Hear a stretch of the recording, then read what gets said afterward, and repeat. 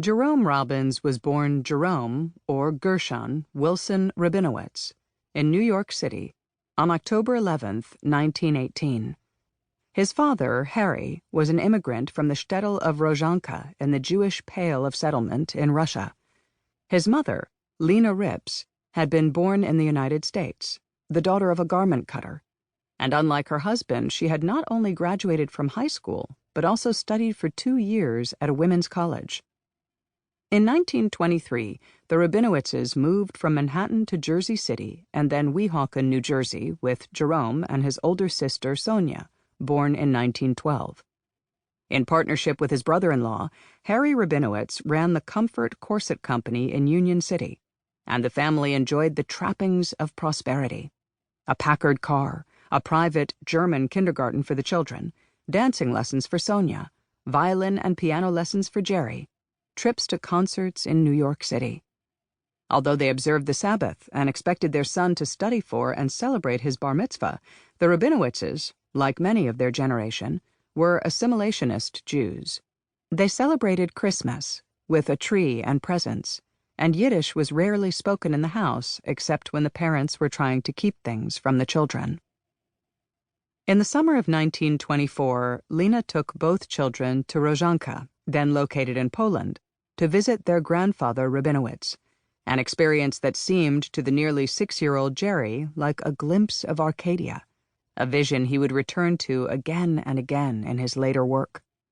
The local public school, which he began attending on his return to America, was the opposite.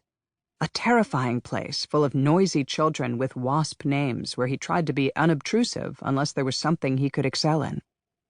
Spelling was not one of these things, nor was grammar, but he loved to write and filled notebook after notebook with poems and reflections. The family suffered in the 1929 crash and ensuing economic depression. The corset factory teetered on the edge of bankruptcy. The family sold the Packard and got a Model T. Lena Rabinowitz went to work in the factory with her husband, and tensions rose between the parents and the children, and between sister and brother. Arguments became physical, as well as vocal. Teenage Jerry vacillated between anxiety and anger, ashamed of his Jewishness, resentful of the expectations and poverty of his parents. School, surprisingly, offered a refuge. Although his academic performance was erratic, he excelled in writing and in all the arts. He painted, sculpted, made masks, collages, and puppets, even composed music, one piece a setting of an erotic poem, My Sweet Old Etc., Aunt Lucy, by E. E. Cummings.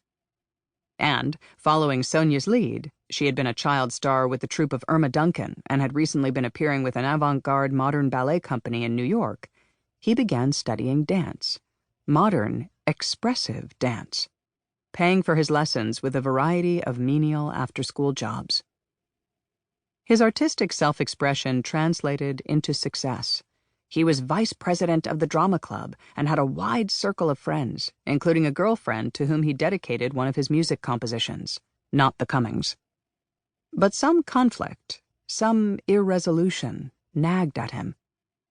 In his senior year in high school, he wrote a remarkably self-perceptive extended essay called My Selves, to which he appended passages from his diary in an attempt, he said, to express my character as I see it. This seems less adolescent narcissism than confessional honesty. For at 17, Jerry Rabinowitz already had a terrible need to be honest, a need that would persist throughout his life.